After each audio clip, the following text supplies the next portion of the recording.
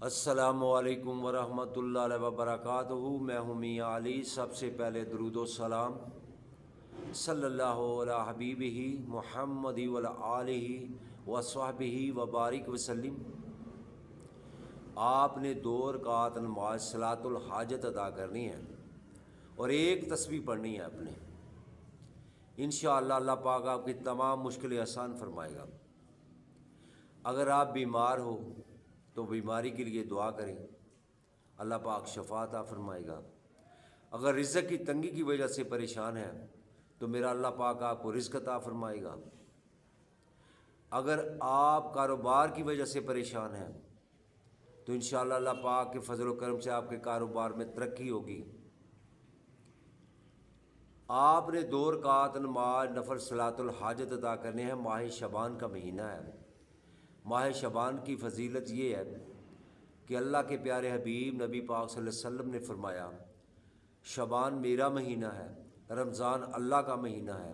جس کو میرے مصطفیٰ کریم اپنا کہہ دیں اس کی فضیلت کیا ہوگی، کتنی ہوگی، اس کی برکات اس مہینے میں کتنی ہوگی۔ اللہ پاک ہم سب کو ماہ شعبان کا مہینہ جو گزر رہا ہے اس میں زیادہ سے زیادہ عبادات کرنے کی توفیق عطا فرمائے، قرآن پاک پڑھنے کی سعادت نصیب فرمائے اور ماہ رمضان کی تیاری کرنے کی سعادت نصیب فرمائے۔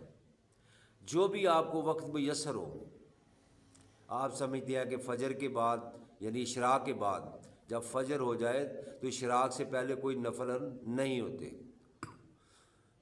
اشراق کے بعد کر لیں۔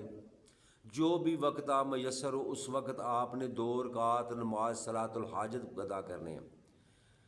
اور یہ جو عمل کرنا ہے آپ نے خشوع و خضوع کے ساتھ کرنا ہے، تنہائی میں بیٹھ کر کرنا ہے تاکہ کوئی آپ کو ڈسٹرب نہ کرے۔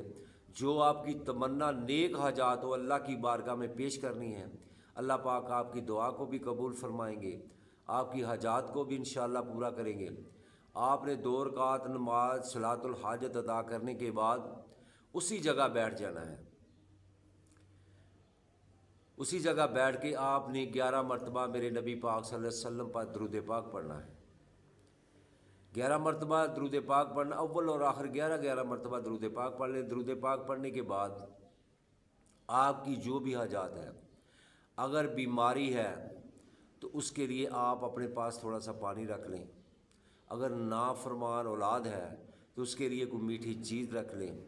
اگر کاروبار میں بندش ہے، آپ کہتے ہیں کہ کاروبار میں جادو ہے، کسی نے بندش کی ہوئی ہے، تو اس کے لیے بھی پانی رکھیں اور اس میں بعد میں اس جگہ پر جا کے چھڑکاؤ کریں۔ تو آپ نے 100 مرتبہ اول آخر 11 مرتبہ درود پاک کے ساتھ سبحان اللہ و بحمدہ سبحان اللہ العظیم و بحمدہ استغفر اللہ، یہ آپ نے ایک تسبیح پڑھنی ہے۔ انشاءاللہ آپ کے تمام جو رکے ہوئے کام ہیں وہ ہو جائیں گے۔ اس تسبیح کی بہت بڑی فضیلت ہے۔ اگر یہ کسی نے میری مکمل ویڈیو دیکھنی ہے تو انشاءاللہ میرے چینل پر جا کر بھی مکمل اس کی ویڈیو دیکھ سکتا ہے۔ اس کی فضیلت کے بارے میں بیان کیا ہے۔ اللہ رب العزت ہم سب کو 5 وقت نماز پڑھنے کی توفیق عطا فرمائے۔ میرے بھائی، ہم رزق کا رونا روتے ہیں، کاروبار کا رونا روتے ہیں، بیماری کا روتے ہیں، نافرمان اولاد کا روتے ہیں۔ کبھی ہم نے یہ سوچا ہے کہ ہم نے نماز 5 وقت ادا کی ہے؟